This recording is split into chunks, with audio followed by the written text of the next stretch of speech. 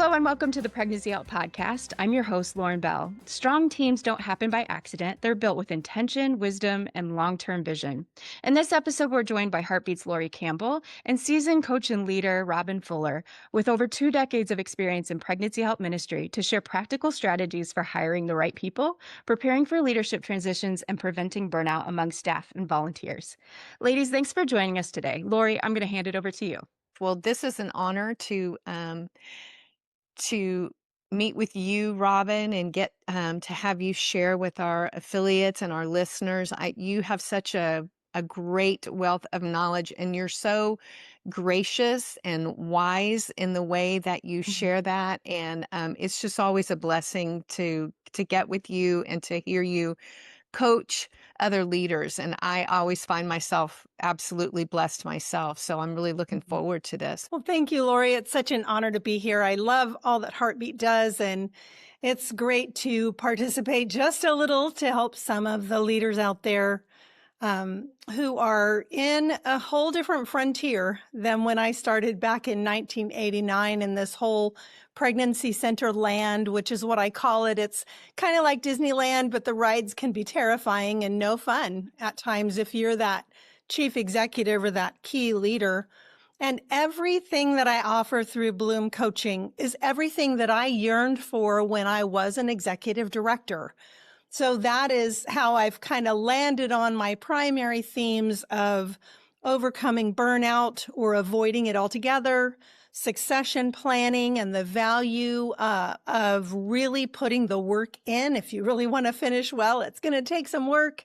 And then when it comes to those teams that Lauren talked about in the introduction, having a strong team or board, none of that's going to happen by accident. It's going to take some real intentionality. So I led 3 different pregnancy centers over more than 23 years, started when I was 25 years old and knew nothing other than the fact that I had had an abortion, and I knew that God was calling me to help in some way.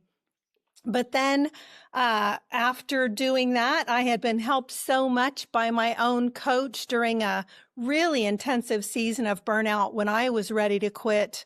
And when my own coach was taken out of ministry because of a medical illness, I heard God whisper to me to step in.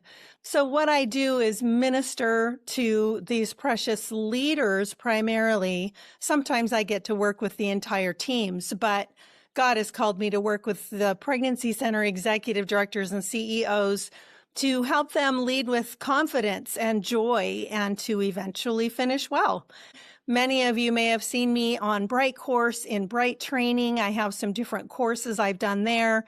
And I also speak at Heartbeat every year, and it's such a gift. Well, let's dive in. Let's talk about what do you think are the most common hiring mistakes that you've seen in pregnancy help organizations? Well, I usually use myself as the example because I was probably one of the worst when it came to hiring and firing.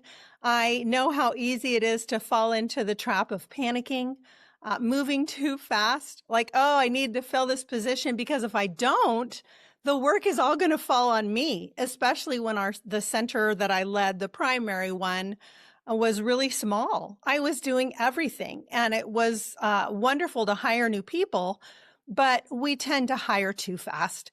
I've heard out there in the industry world or employment world or whatever, the term hire slow, fire fast. And by the time I left that pregnancy center, I really did embrace that. But when I look back through my career, there can be great fear in hiring, or there's fear in taking your time. So that is probably the greatest piece of wisdom that I could give. Not only taking your time, but the vetting process, really take that seriously. We got to a point where within our policies, the way that we hired, we would start with a phone vetting interview of someone. And sometimes we would advertise on Indeed.com and some of these places that are avoided because you get such a slew of all these resumes. But we would start with a phone interview before we would even offer an application.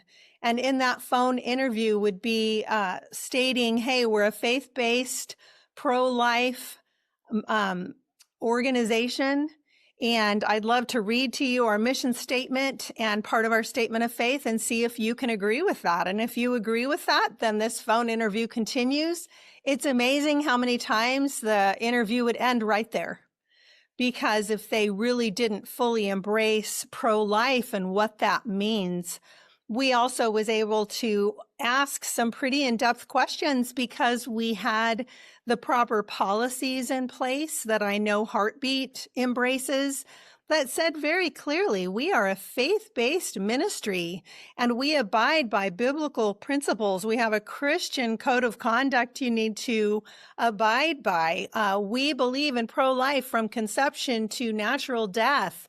We believe there are two genders. We believe in marriage between a man and a woman. So because we had these policies very clearly in place, we were able to ask some pretty intense questions in that phone interview.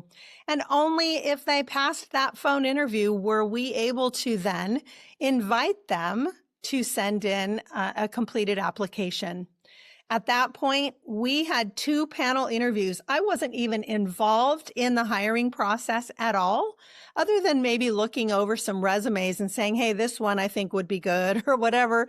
But I trusted my staff to do a first panel interview with some carefully completed and chosen questions ahead of time. And I trusted my team to narrow it down to 2 or 3 candidates. And then those candidates would go on to a second panel interview where I was involved. And because we took this so seriously, along with a background check, and we called all their references, I was scared to death to call references. I thought it kind of felt intrusive, especially a spiritual reference. But Lori, if you don't have someone who can speak to the godly character of that candidate, a home group leader or a pastor who knows them well enough, I learned that the answer was just always no, because someone can put up a good front in an interview and not really mean the words that they're saying. So I had a situation I'll share with you. I hired a young receptionist, but before I hired her, I had a conversation with her pastor, and he wouldn't tell me very much, which is typical. But he did say, I would give you a word of caution before hiring her because of some things going on in her personal life. I chose to ignore it. I got her trained. She was there for about a month, and then her marriage exploded and I lost her.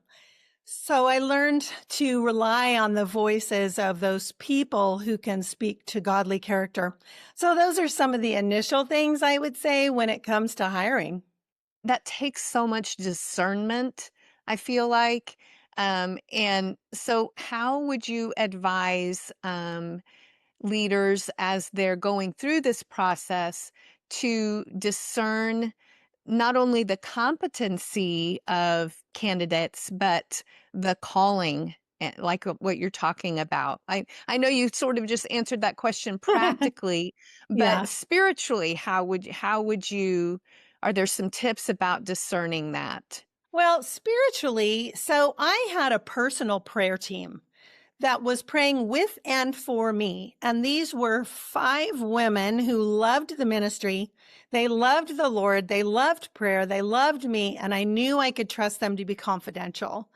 So these were praying for me personally as the leader for wisdom, especially when it came to hiring someone, or if I was having a difficult issue on the staff or on the board or financially, whatever it is, fill in the blank, they were praying for me as the leader. You know, bathing this whole process in prayer is really, really critical. I also learned to not rely only on myself. Because prior to having the phone interview and the group panel interviews, and you may listen to that and say, well, I can't do that. My team's not big enough. Well, then find someone else, because there were times I wanted to hire someone and my team was like, Robin, what are you thinking? Like, that is not the right person. And I encourage every leader to listen to that still small voice, because I had another situation where I went to hire for an office manager, and this one gal, she interviewed amazing. She seemed like she would fit into the team. She really spoke about God and all these things, this who God is, and she knew how to talk the talk. But I had that little niggling feeling that was like, don't do it. And that was the Holy Spirit. I hired someone else who maybe wasn't quite as competent, but she had a passion and a willingness to learn, which became more important than feeling like you knew it all. So when I called the gal and told her she didn't get the job, her response stopped me because she said, wow, you're missing out on the best opportunity you could have had. All the best of luck to you, with a snarky attitude. And then I found out she didn't even go to church. So I think that discernment is listening to the voice of the Lord. I would always also, the number one trait I looked for in hiring someone was always humility. And how do you discern humility in the interview process or in the vetting process? Well, I would always ask a question, something like, hey, Lori, say you and I are working on a project together. We both have really strong feelings about how it should be done. And I choose to go a different direction than what you want. How do you think you would respond to that? And it sometimes stops them. And sometimes you can kind of discern a bit of prideful mentality that might give you reason to pause.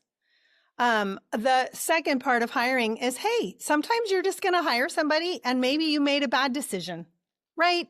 The last person I hired her. It was a volunteer who had worked with our banquets for years. I had always said, hey, I can't wait till I find a job for you so you can come work for us. And I hired her. She soared through the interview process. And the very first hour she was there, she was complaining about needing to share an office and how noisy the office atmosphere was, and that she really needed a quiet place to work. Well, she wasn't going to find it in the building we were in. And I didn't have another office to put her in. And by the end of that first day, I had 2 different staff members come to me with concerns about her. And on day 2, I just cut her a generous check and said, this is not a good fit, and let her go. Now, it's kind of hard because we're in a pretty small community and she still won't look at me. And it's been, probably 9 years. But anyone who's around me very long hears me say over and over, if you are that executive director or CEO, your job is to do what is best for the ministry, not the person sitting in front of you. And if you can really see yourself as that watchman up on the walls, looking in every direction for any area of risk, bringing one bad hire onto the team will infect or affect the entire ministry. So just remember, if you're listening, that your job is to do what's best for the ministry, not for that bleeding heart sitting in front of you, or the single mom who's working for you and you just know that you need to terminate her. Just do what's best for the ministry. Very hard decisions to make sometimes as a leader, but Very you can hard. always look back and see and know when you didn't listen to that check in your spirit or that little red flag or just that off the wall comment, that kind Yeah. of it hit you the wrong way, but you thought, oh, no big deal. And then later you're like, oh, that really was maybe the Holy Spirit telling me this is not right, and I'm trying to give you a clue here. So Well, and I'll tell you, yeah. Lori, the first person I fired, I just did everything wrong. I told her when she asked why, I told her it was because God told me to. And that didn't work out really well when the unemployment office called me and tried to get some clarification. And I had opportunity about 3 or 4 years ago to meet and have coffee with this woman. And it had been 20 years and I had wounded her so deeply. I had opportunity to ask for forgiveness and to try to mend that relationship. So as leaders, sometimes we just don't get it right. And it's important to acknowledge that and be willing to ask for forgiveness when we do things not the best way. Yeah, absolutely. Absolutely. Not only do Mm. we need to hire humility, but we need to be humble ourselves and set a good Yes. example that way. Yeah. Well, let's move to succession planning. I know that's Woo. definitely one of your one of your passions, and you speak so eloquently and wisely about that. So, what does effective succession planning look like in our world, in our planet? What did you say? Our Pregnancy center land. pregnancy center land. Yeah, I talk about we're kind of on a different planet, but yeah. So what does it look like? Well, Effective. my tagline is helping ministry leaders finish well. And that is not something that was created in a silo. My former coach actually had that at the ministry where he used to work. And I remember him asking me because I would say, I want to finish well. And he would challenge me, well, what do you mean by that? And in essence, when I say finish well, the goal would be for a director to walk away with confidence, knowing that things are going to be okay. And the new person who walks in should be able to walk into the position without needing to clean up messes or immediately make decisions. They should be able to walk in and the board is functioning well. The staff is functioning well. There's a solid organizational structure in place with really clear policies and procedures and job descriptions and things like that. And then the leader who is leaving needs preparation. And that is, to be honest, sometimes the hardest part. And I'm actually in the process of writing a book directed to pregnancy center and ministry leaders who love this ministry so deeply that it's very hard to let go. Many leaders are afraid of even the word succession. That's really the first thing that I say is to embrace the word succession and make it part of your conversation with the board, with the staff, because succession isn't just the executive director. It's every person on the team, right? How does the board bring on a new person when someone leaves? How, if something happened seriously to your nurse manager, does she have things documented enough that someone else could step in to know what she does to help make decisions? So part of it is that knowledge transfer. It's getting the knowledge out of your head into a helpful format for whoever comes behind. And there are really 4 primary areas that have to be worked on. And I touched on them, and each one is going to take time. So if you're leaving in 3 months, or you have to leave quickly because of a health issue, because you haven't been taking care of yourself, there's a lot of work that can be done. I worked with my board. What happened with me is I went on my one and only sabbatical. And during that sabbatical, and any of you who want to take a sabbatical, please do it. Find the courage to ask your board. And I highly recommend having a coach through that. It's not a advertisement for myself, but if you don't really have a plan for a sabbatical, you can take that time off and come back and everything will be stolen as if you never had it, as if you never had one. But during my sabbatical, and I worked with my coach, God gave me a clear picture that everything in the ministry revolved around me. Here I am. I'm making all the decisions. I'm carrying all the burdens spiritually, emotionally, mentally, everything. And that if I didn't figure out how to get out of the middle, my successor was going to have some difficulties.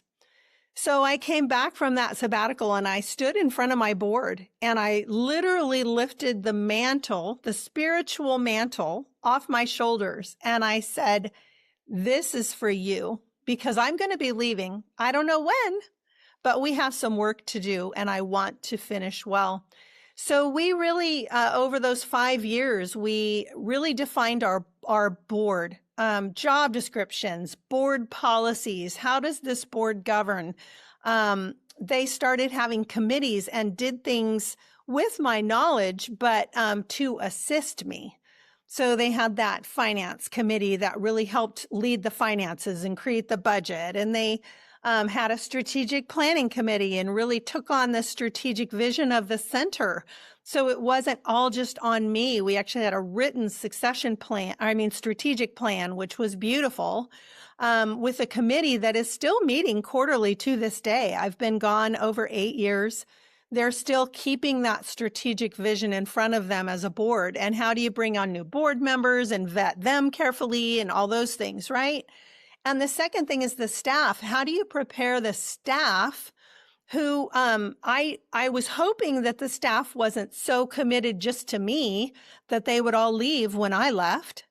I was hoping that they were there because God had called them to be there. And I actually worked on preparing my staff. I'm going to be leaving. What would you like to see not change? What would you like to see change? I had conversations with my team. And then I even asked them to stay for a minimum of 6 months after I left and give my successor a chance. Now, my succession plan, I didn't have someone internally. We hired a 31-year-old male who had moved from 6 hours away into our community. And so we went from an outspoken, extroverted, 50-something-year-old to a 31-year-old introverted male.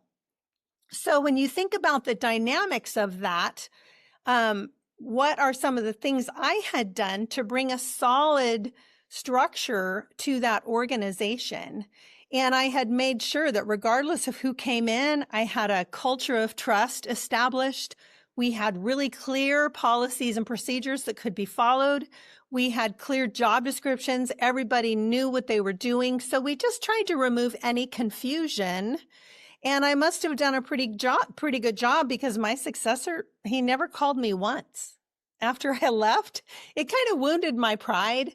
But as I mentioned, really the hardest thing sometimes is working on the leader who's leaving, because the grief that comes with leaving after I was the pregnancy center director, right, in my whole community. People still see me now over 8 years later and ask me how the pregnancy center is. And I'm like, I'm not there. I don't know. But I had such a solid identity from being out in the community for so long, speaking everywhere, very vocal, that when I left, I remember that Monday morning after I left, and I looked at my dog and my cat, and I didn't have my people. I didn't have my staff that I did devotions with. I didn't have the board. I didn't have the donors. I didn't have the pastors and the churches and the volunteers. And I was lonely. And thankfully, I had worked with my coach to really prepare for what I would be doing and how I would fill those gaping holes in my life.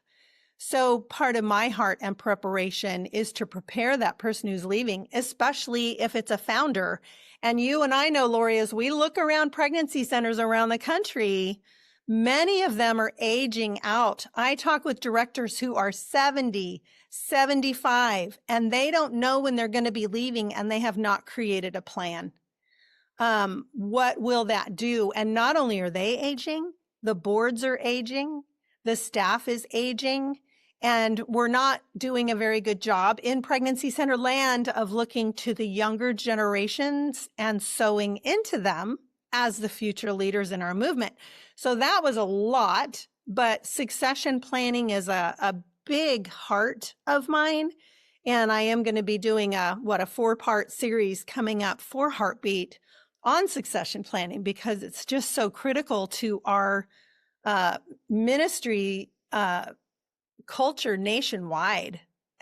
What is this going to look like if we don't get some of these aging leaders replaced? So good. So good. I love that. One thing I didn't hear you necessarily address, you covered so much, but for the executive directors listening, when should they start thinking about this? How early is too early? When should they start thinking about it? Today. I actually, I have led succession planning mastermind groups for years now. I'm forming my 14th group. It's a great way to just start looking at it. But I had one gal who joined one of those groups, and she had stepped into such a mess. She had only been there for like 3 months. And she said, I refuse to leave a mess for my successor. I'm going to be here for 10 to 20 years. She said, but I want to know some of the things I can do now to make it better for my successor. And I'm sure if we had everybody who listens to this, there are some raised hands like, amen. So everybody listening, I'm sure you want to leave a better ministry for your successor than what you stepped into, or to have to do all the work of a founder. So I would say, please, please, please start now. Connect with me, get some books, do something, but start talking about succession. Many centers don't even have a policy on succession that would guide what a process would look like. So one of the biggest things is if all of a sudden I was an executive director and I was taken out because of an illness, or I had a car accident, or the biggest thing is, well, who are the decision makers? Who has authority in that event if something happens? So to have a policy in place that really outlines what that would look like say I could never come back. All that knowledge that's in my head would potentially be completely lost. So it's going to leave the whole ministry reeling, not knowing what to do or what steps to take. So having that knowledge transfer and a document be on your job description. What do you actually do? And why do you do this and not that? And what do you do when you sit at your desk? And how do you sort through emails? And how do you prepare for an event? All those things, that knowledge out of your head. So, the simple answer is start now. And what generally happens is succession planning gets pushed to the back of the desk, and you kind of look at it now and then. I'll get to that someday. Make it a priority, because you never know what's going to happen. How can we develop these leaders in our centers then, if we're going to start succession planning? And hopefully we would, desire to do that from within and raise up leadership, that's already around us. It doesn't always happen that way, but that's definitely, maybe the ideal. Yeah. How do we do that without overwhelming our coworkers, those that we're leading? How do we do that?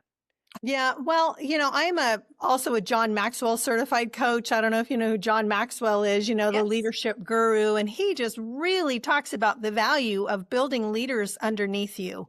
So really the first thing that I encourage every leader to do is to start this knowledge transfer. I just called mine a things I do document. I just opened a Word document and said things I do. And I just started over time documenting what I do. And I kept it on my desktop on my computer. So it was a reminder at times, oh yeah, staff meetings coming up. What do I do? How do I do this? And as I started documenting everything I did, then I could see, okay, I'm doing too much. This thing right here, I don't really need to be spending my time on that. So who can I hand that off to? Oftentimes leaders are doing way too much. They hold on to too much and they're not willing to give it over. And it's when we give things to someone else that they're able to try things and fail and they grow. So helping your people grow is helping them do more things. As an example, I loved doing our newsletter. It was therapeutic for me. I loved picking the pictures and the colors and the fonts and the white space. But I didn't need to be spending 8 hours of my time as the highest paid employee doing a newsletter. So that was something that I had to hand off to someone else. I would still do an article. I would still read it before it went out. But that's just one simple example. And by the time I left, my things I do document was 18 pages typed with a small font. And that was after I had removed a lot of things off my plate. So there's historical knowledge. We work with this printer over here because they're a donor and they give us a discount. We don't work with this one because we had a bad experience with blah, blah, blah, right? We have our banquet at this event center because of this, or we work with this caterer because of that knowledge that needs to be out of not only your head, but your team. So when you have your development person or your nurse manager and you're like, hey, what do you actually do? It could be an operations manual, a standard operating procedure, whatever you want to call it, but having everybody do that and then handing off more of your things. The reality was when I worked with my board on succession as a boomer, I'm just barely a boomer, but boomers are workhorses. And I worked, I just did so much. We had to break my job into two because there's almost no way one person could have done everything that I did. And that's especially true for the founders that are listening, to get that knowledge out of your head. The other piece that's really hard for the outgoing director is sometimes we don't realize the amount of pride that we have in what we're doing and the need to recognize that and to step away from that pregnancy center, for at least for a season, to let that new director get their own bearings. Because I knew for myself, I'm very much of a strong personality. And a little example, I walked into the pregnancy center I had left the week after I left, because I needed to make a copy of something and I didn't have a copy machine at home. So I just assumed I could walk into the office and make a copy of something, right? So I walked into the office and the whole staff, Robin, they come running around me and it was like a little party and it made me feel so good. But I got a call the next day from the board and they said, Robin, you need to stay away. Because what I didn't realize was how that action, how it impacted my successor. It was very difficult for him.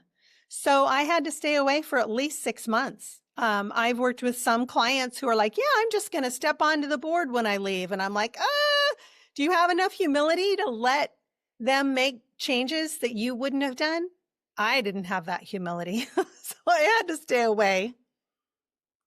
So good. So good. Such practical advice. I really appreciate that. Well, I just teach out of all the things that I did wrong.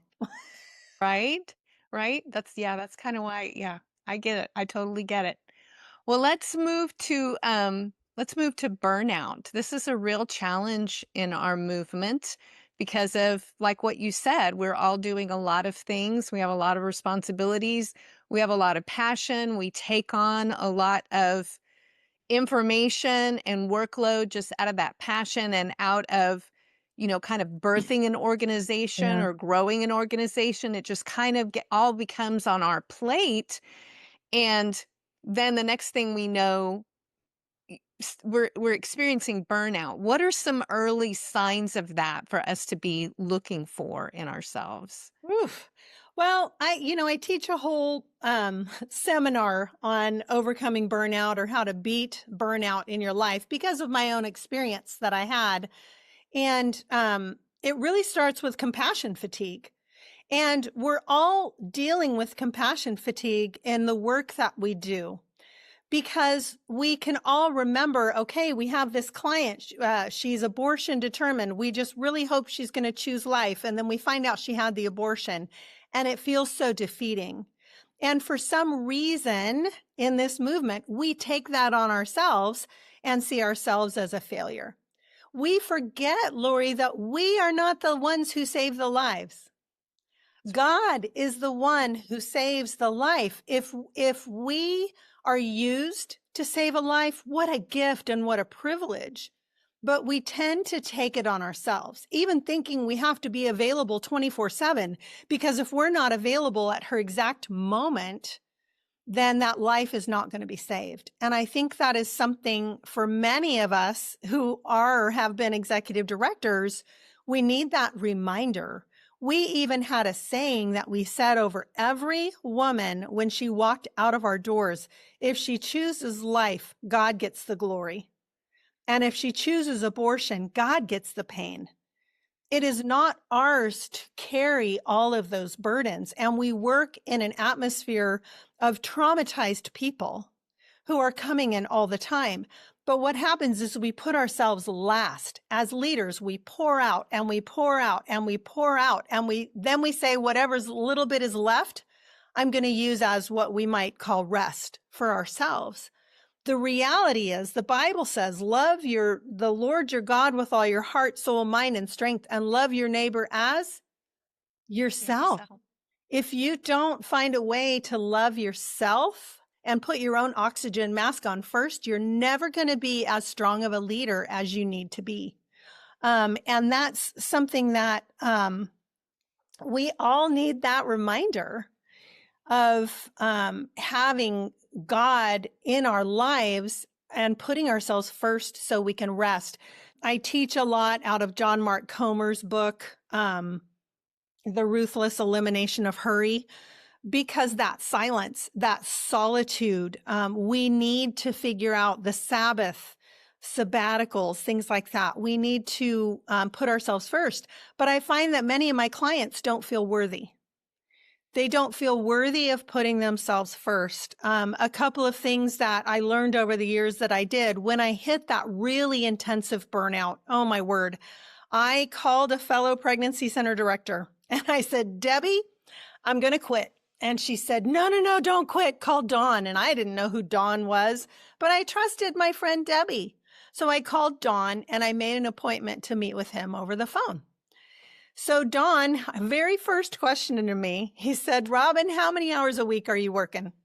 And I said, 40, right? And he goes, okay, so you go to the grocery store and you see a donor and they ask you about work. Are you in work mode or rest mode? I was like, work.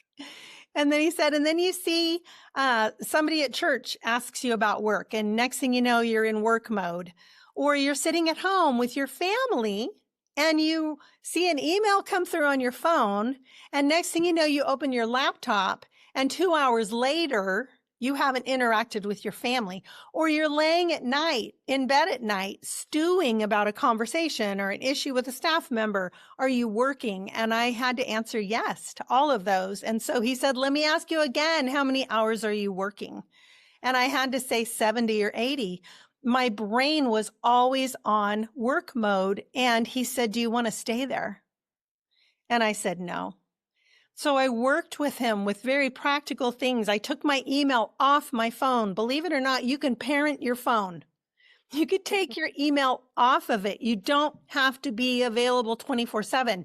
I also asked my board for a desktop computer, so I no longer had all my work on my laptop going to and from. That was a really good thing for me. I learned to wave goodbye to the office at the end of the day, right after I wrote a to-do list for tomorrow. And I waved goodbye. Bye, work. See you tomorrow. And then I went to be present. I also, for almost 20 years, I think this was my 20th year, I just completed a personal retreat that was encouraged by one of my spiritual mentors many years ago. And she said, just go by yourself. I like to go to the beach. It's where the Lord really speaks to me, but it's an hour and a half away. Usually it includes a body of water, river, lake, something, mountains. But I get away by myself for 3 nights now with my Bible and my journal and the Lord. And sometimes it includes not even any worship music, because worship music, if we admit it, can even sometimes be a distraction from hearing from the Lord. We can fill our mind with so much stuff and so many voices that we don't hear God.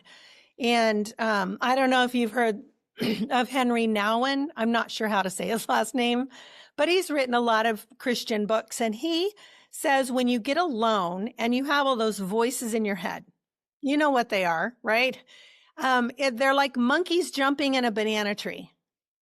And you have to just let all the thoughts jump and all the monkeys jump, because you can't just get somewhere and immediately silence your head. It's impossible. So you have to let them jump. And each one of those monkeys might be a clue to what God would want to work on with you.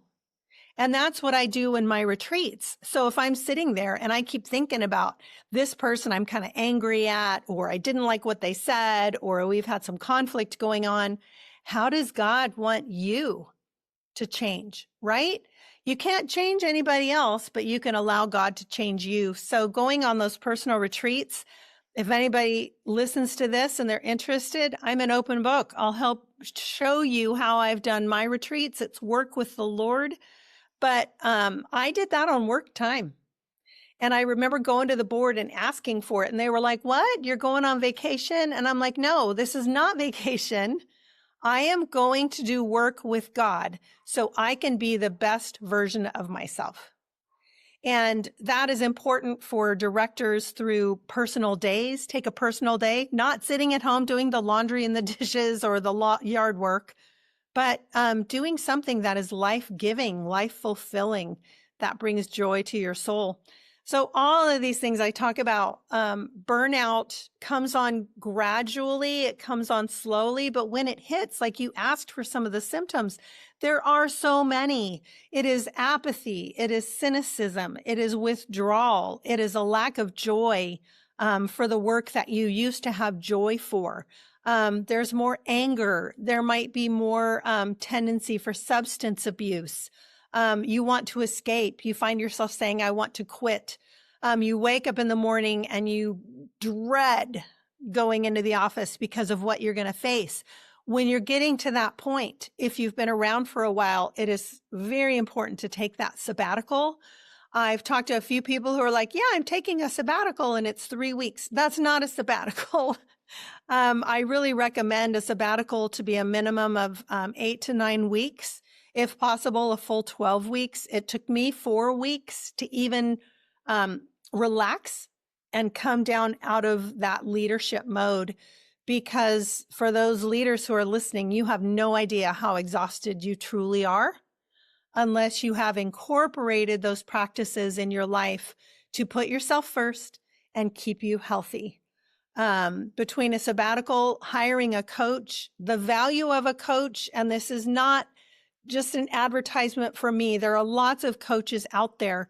But when you are the executive director of a pregnancy center, there are times when you are dealing with imposter syndrome or you're having self-doubt. You can't really go to your board because they're your boss. And you should not be going to your staff and talking about some of the issues you're talking about. And you know it. You know you shouldn't be talking about them or the things you're talking about with them because you're their boss. And they don't really need to know that. And your family and friends don't get it. People outside of pregnancy center land do not understand this place where we live. So the value of a coach, I would go to my coach and verbally throw up all over him, all the stuff. And then he would bring God into the conversation and turn all that mess into something helpful and productive for my own leadership growth, so that I could grow and change into the future and be a different leader today than I was a year ago. Can you give us some more tips as leaders for helping to create that culture inside of our centers? Obviously, we need to set the example. I as a leader, I experienced fear in doing that. I felt like people were going to take advantage then. Mm-hmm. I felt like if I kind of relaxed my work ethic or whatever, that it would, what we do in excess, what's this phrase? Whatever we do in moderation, those who follow us will do in excess. And Mm-hmm. so I had this fear, well, if I take, X number of days, then my staff will expect, you know what I'm saying? Like Oh yeah, absolutely. It's part of that not feeling worthy in doing it, right? Why should I get this time off and they don't? But the simple fact is, if you are that chief executive, that top leader, as the leader goes, so goes the ministry. Right. And so my staff actually learned to understand the value of this as time went on. The first couple of years, they didn't really get it. What? You're going on a personal retreat? What do you mean? But then it was my staff sometimes who would be like, Robin, you're a little bit snarky and you're a little bit edgy. Is it time for your personal retreat? Because it was in these personal retreats where I could step back and see clearly where I needed correction. I could see the people that I needed to go apologize to and that I needed to work on that relationship. Plus, as I learned to rest and really put that first, I was also able to help my team rest and be the example for them. So I had to start saying, hey, do not contact me after hours unless the building's burning down, right? And I took myself off the being number one on the security. If the security system goes off, there was a gal who lived like 4 blocks from my pregnancy center. Why would I have to drive 10 miles into town if the alarm goes off? So I built it into someone else's job description. I learned to not, if I worked on a weekend, if I spoke at a church, I took Monday morning off. I didn't come into the office until noon. I built it into the staff for others to do things. I put someone else in charge of opening the office and closing the office, so it didn't have to be me. And I learned to really try and work no more than what I was paid for. And I know many of the leaders out there, if you're paid for 32 hours a week and you're working 50 hours, how long are you going to continue doing that? Because when you leave, your successor may not do that. I was really impressed with this young male who took took over for me. He said right from the beginning, he's like, do not even think about contacting me after 6 o'clock because I'm with my family. And that's where I'm going to be. And I'm not even going to respond to you. And so be the example for your team of what it looks like to rest, to do a good job. And, it's just something that we're not good at in our entire society. It's all moving so fast. Even when we do rest, we end up just binge watching a show or doom scrolling on our phones, which is not rest, right? Because every time you see an Instagram post of somebody else, we're either better than them or worse than them. There's really no in between. So we have to be really careful of that comparison mode, especially in pregnancy center land, because as leaders, we're always comparing ourselves to another leader. And one of my clients who took a sabbatical and I coached her through it, she came back and she said that God told her really clearly that Satan is more fearful of her rested, than weary. So So good. So good. yeah. Yeah, I think that's helpful to me, that as the person at the top, as the chief executive officer, the executive director, your need for rest is different than those who are not carrying all that burden. And I don't think I realized that. I kept Mhm. seeing myself as a team player, which is good in some senses, but my burden was different than theirs. Mhm. And so I was always afraid, well, if I rest, then I'm going to set an example for this much rest for them, and they're going to take advantage of it. Well, from what you're saying, I needed more rest because of my position, because of the authority, because of the warfare, because of all of the responsibility. I needed more rest and should Yeah. have taken that as the leader of the organization. Yeah. So I hope It's, everybody hears that, because yeah. it's different. It is different. You really are that watchman up on the walls, and you should be looking in every direction for any area of risk that would impact your ability to do your mission. And that could be a board issue. It could be a staff issue. It could be a financial issue. It could be an outside influence from Planned Parenthood or something else, even chemical abortion. This is a whole new frontier now.